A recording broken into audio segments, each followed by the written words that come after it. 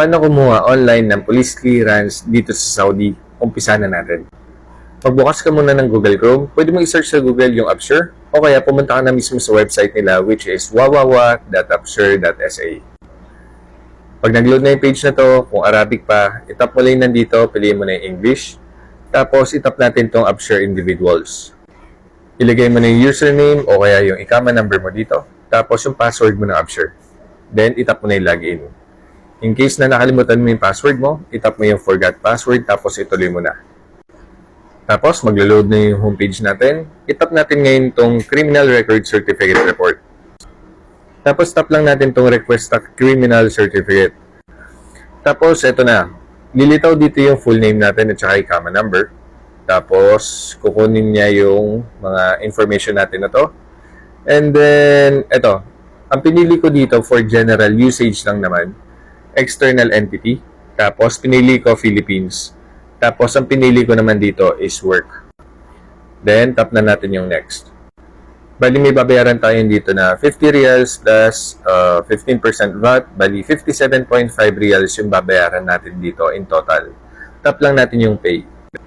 Ilalagay na natin dito yung card details ng Saudi ATM cards natin. Sinubukan ko yung Philippine ATM cards, hindi gumagana.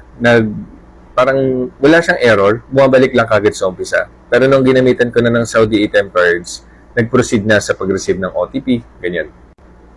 Tignan mo lang ATM card mo, makikita mo na dyan yung 16-digit na ATM card number.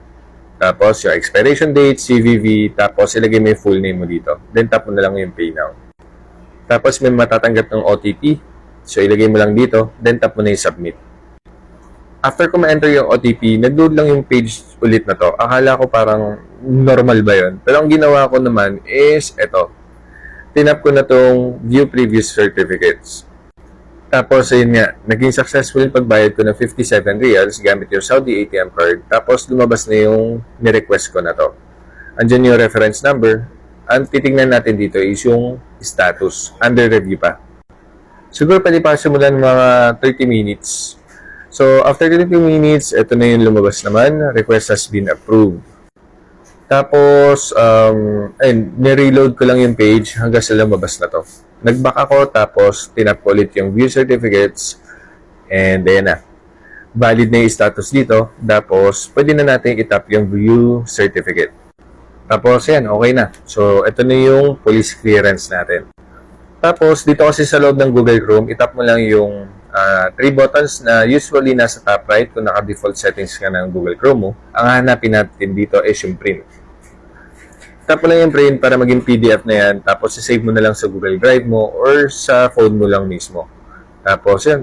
Pwede natin gamitin to in case na kailanganin natin bilang requirement sa mga future na gagawin natin.